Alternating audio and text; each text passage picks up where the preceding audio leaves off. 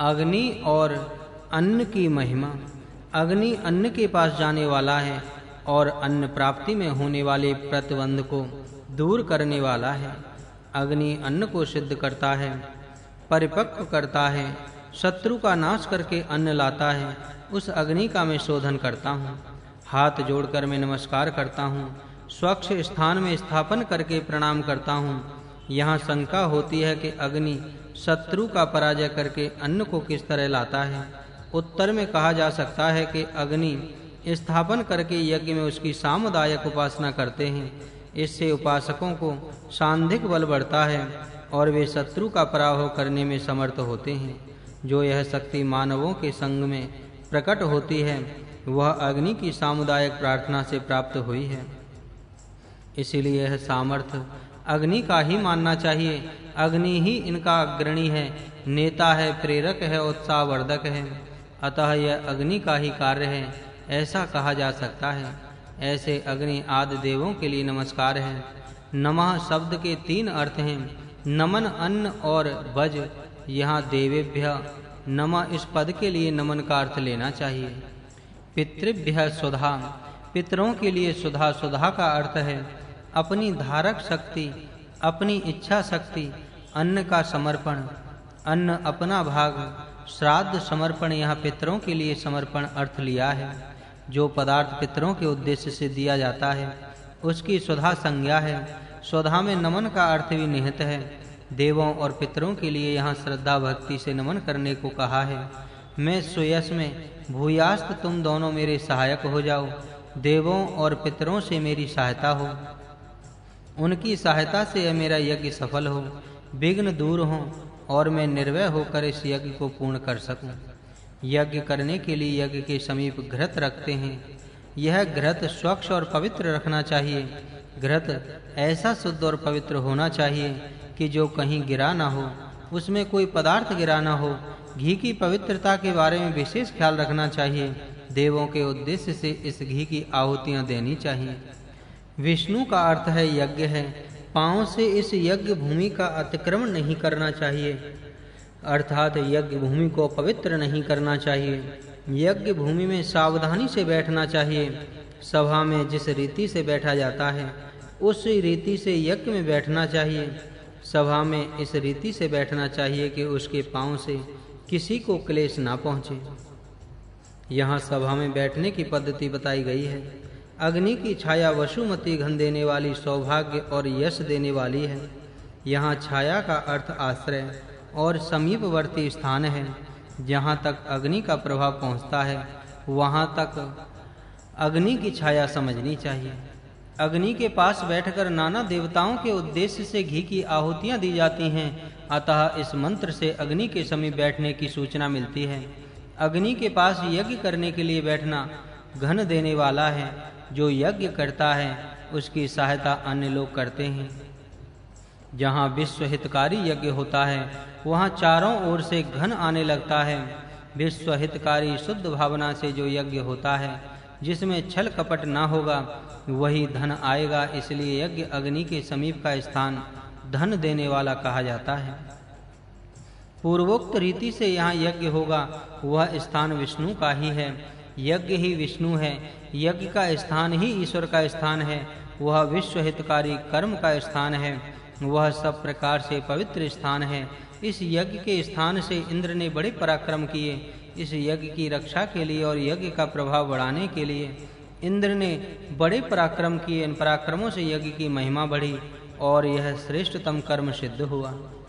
इस यज्ञ के स्थान से इंद्र ने बड़े पराक्रम किए। इस यज्ञ की रक्षा के लिए और यज्ञ का प्रभाव बढ़ाने के लिए इंद्र ने बड़े पराक्रम किए। इन पराक्रमों से यज्ञ की महिमा बढ़ी और यह श्रेष्ठतम सिद्ध हुआ। अग्निदेव होता है मनुष्य हवनीय पदार्थ अग्नि में डालते हैं। आगे का कार्य अग्नि स्वयं करता है, इसलिए सच्चा हवन करता अग्नि ही है। जिस तरह मनुष्य पेट में अन्न डालता है परंतु पालन का कार्य जाठर अग्नि करती है, मनुष्य अन्न का पालन नहीं कर सकता। उसी तरह यहाँ भी समझना चाहिए। इसलिए कहा है कि अग्निहोत्रम वै, हे अग्नि, हवन कार्य जिस तरह करना होता है उसे तू अच्छी तरह जानता है। तथा तो ही दूत्यम्बे, सब देवी शक्तियों को लाता है। और उनके पास तक हविर भाग पहुंचाता है। मनुष्य अपने शरीर में ही देखे, जाठ रागनी अन्न का पाचन करती हैं और अन्न रस के सत्व अंश को सब अवयवों तक पहुंचाता है। मनुष्य केवल अन्न को पेट में ही डालने का ही अधिकारी है। आगे का कार्य अग्नि ही करता है। पाचन अग्नि यदि अनुकूल ना हो तो पेट में अन्न डालने मात्र से कुछ फायदा होने वाला नहीं है।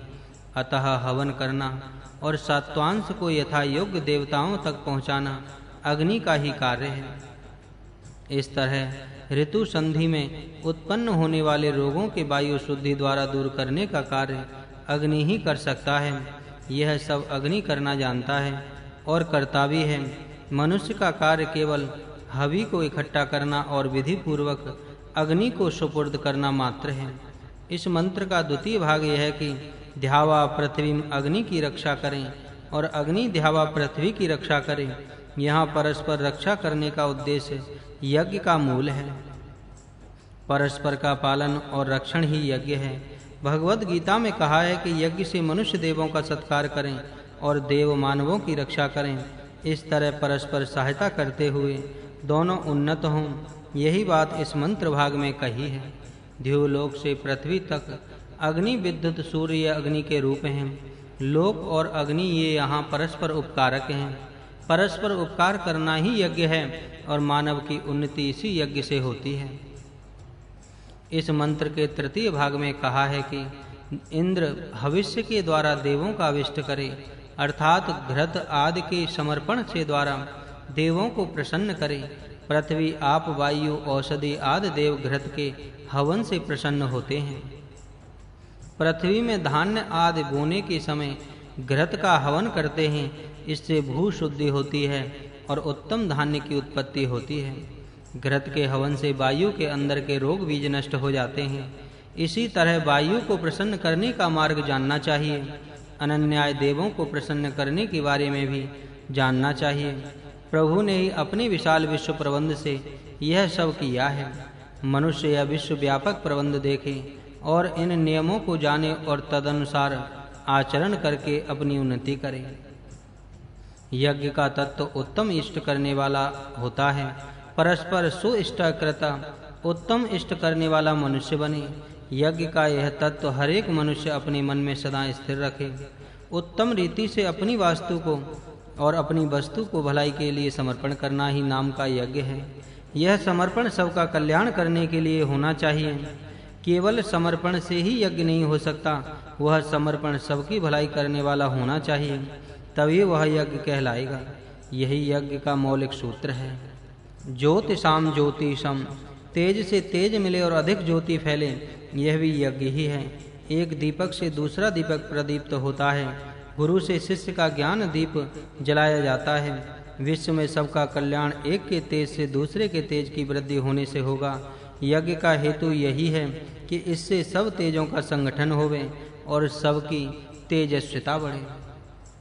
यज्ञ करने वालों को चाहिए कि वह मातृभूमि की उपासना करें, मातृभूमि के लिए यज्ञ करने के लिए सदा तैयार रहें। इस तरह मातृभूमि के लिए आत्म बलिदान करने वाले मेरे लिए मातृभूमि आवश्यक पदार्थों का उपभोग करने की अनुमति देवें। आवश्यक उपभोग भोगने की अनुमति मातृभूमि मुझे देवें।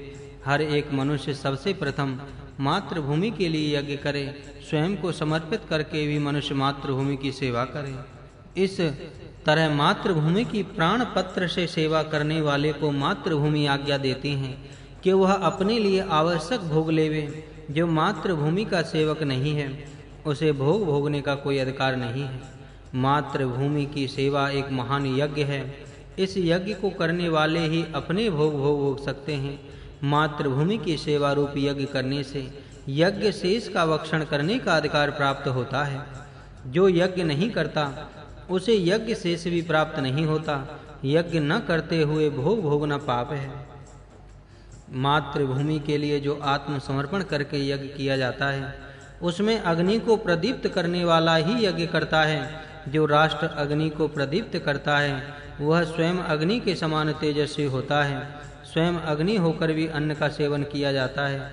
जिसका अग्नि प्रज्वलित नहीं हुआ वह अन्न सेवन करेगा तो अच्छी तरह इस अन्न का पाचन नहीं होगा।